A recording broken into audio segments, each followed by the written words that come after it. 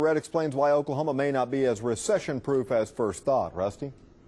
Yeah, Kelly, nothing is set in stone yet, but there are some early indications that next year's state budget could come up very short. And we're talking millions of dollars short. And that's why one state lawmaker says it's time to start cutting the fat.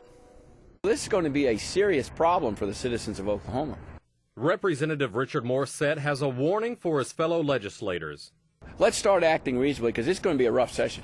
And not just for lawmakers, but for all of Oklahoma. That's because the Tax Commission is predicting a decline in state tax revenue, which makes up a large portion of the overall budget that currently stands at $7.1 billion. But if predictions pan out, lawmakers will have an estimated $250 million less to spend next year.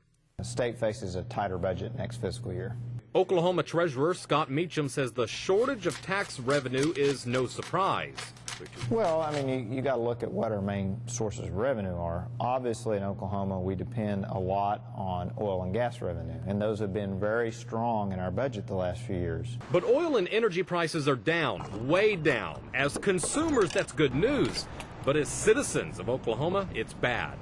We've always said that we thought that if energy prices stayed down and the economy stayed where it was, that it would be a much tighter budget year for 2010. What this means is there's going to be less state revenue, which means there's going to be less state services and government. Morissette says the state can avoid cutting critical services by stopping wasteful spending.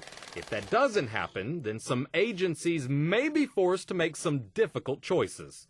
If there are going to be layoffs, this is what I suggest we do. We start at the top, at the administrative level, and not at the service providers in the middle and at the bottom.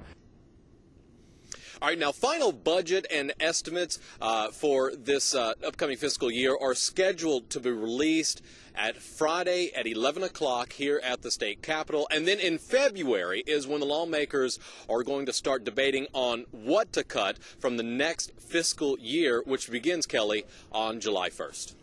All right, our Rusty Surratt out at the state capitol. Now, one lawmaker has already filed a bill to give state workers a raise. He's hoping this financial issue won't impact his legislation.